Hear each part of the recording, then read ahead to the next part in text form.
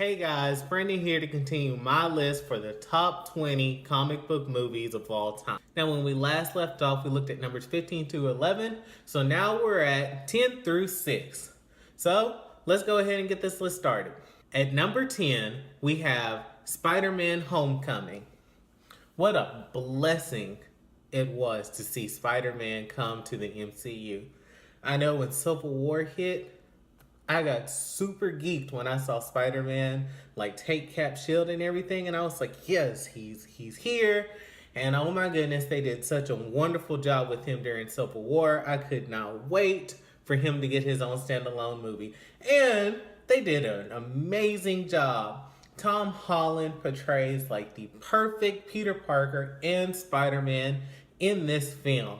He plays a wonderful teenager Peter Parker because he's like, old enough to make my own decisions, but you can still see that he's out of his league and out of his element, and he just wants to play with the big boys. And it's such a wonderful film. It's fun. It is great. Excellent supporting cast, especially with his best friend Ned. Just wonderful performances throughout.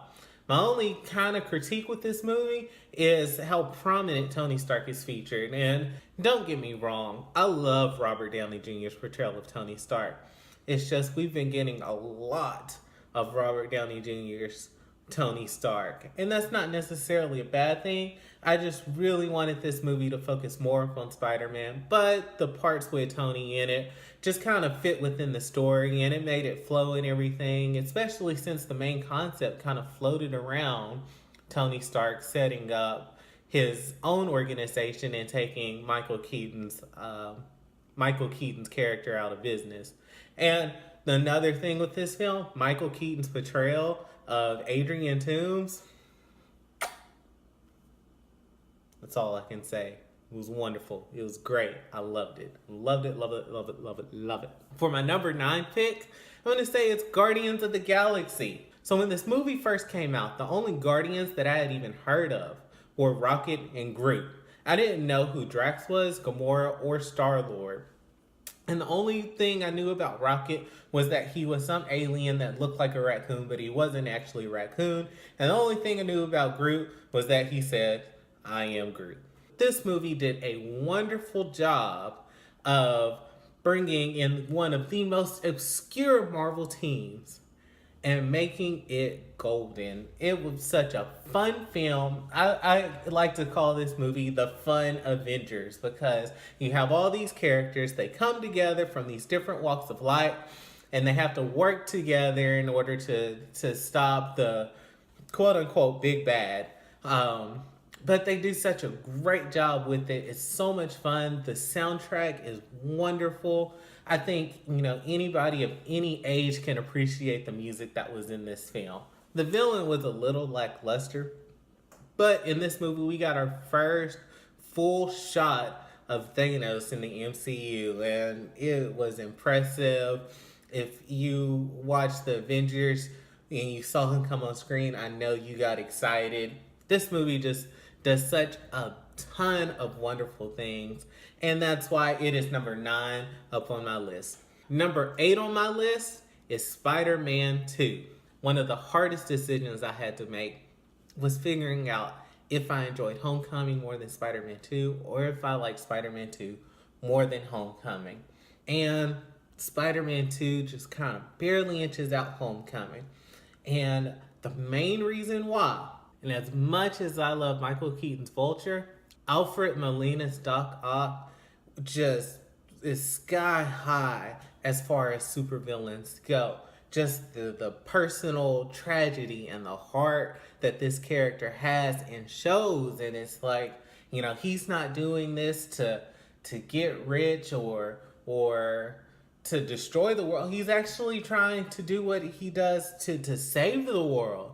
And in his own twisted way, he thinks that he is doing it the right way. And it's, oh my gosh, I love this. You can tell, like, the further I go down this list, the more heart I have and the more excitement I have for these films. It's because these films are just that lovable. But Spider-Man 2 shows that also shows that tragic side of Peter Parker that is so heavily broadcasted within the comics, you know, having the tragedy of, oh, I can save the day, but at the end of the day, my personal life isn't going how I would want it to. Yes, I feel like I'm succeeding as Spider-Man in some ways, but my personal life is taking a huge toll on this. And then we have that clip where Spider-Man is like, I'm Spider-Man no more, and he throws away the costume so that he can actually enjoy his life. And isn't that what everybody wants to do at some point, is enjoy their life? And it's just, I think this is the best representation of a Spider-Man story that we have seen on film. It is a wonderful, wonderful film, and everybody just does such a wonderful job in it. And that's why Spider-Man 2 is my number 8 pick. My number 7 pick is The Avengers. Now, I remember missing the premiere for this film because I had finals to take care of. But as soon as my finals were over with, I drove all the way up to Conway, went to go see my brother and sister, and it's like, we're watching The Avengers. And I enjoyed every minute that I sat in that theater watching this movie. Having all these characters from 5 different movies come on screen together and make one huge super team, it was amazing. It was fantastic. It was so much fun to watch. I really enjoyed this scene. I feel like this movie was shot beautifully too. Some of the best scenes and some of the best special effects that I've seen in any film. Just such a great job. And oh my gosh, my favorite scene is actually the one shot where it shows each team member doing an effective job to try and stop the Chitauri invasion, and it just pans through, and it's such a wonderful shot, such a beautiful shot, and highlights each member.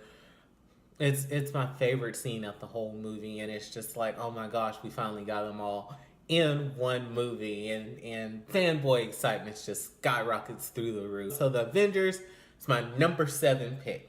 And for my number 6 pick, it's Wonder Woman. It took way too long for Wonder Woman to get her own movie. But if time is what she needed to get the movie that she had, then I am 100% happy with it. Wonder Woman was an excellent film through and through. Gal Gadot's portrayal of the character is like perfection. She does such a wonderful job.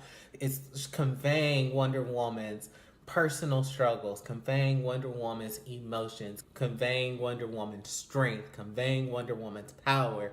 It is like she is Wonder Woman. We got a hint of her character in Batman vs. Superman, and she was one of the best things about the film. So with her coming center stage for her own film, I was not complaining one bit. The film did such an excellent job. Great direction, great acting. The only problem with this, with a lot of superhero films, lackluster villain. But with that out the way, just an excellent movie. I mean, any movie that gets me to cry deserves to be top tier list.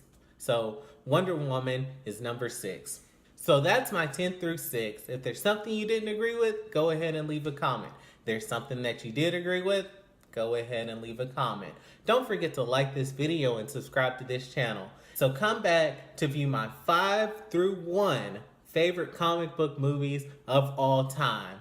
I'll see you guys in the next video.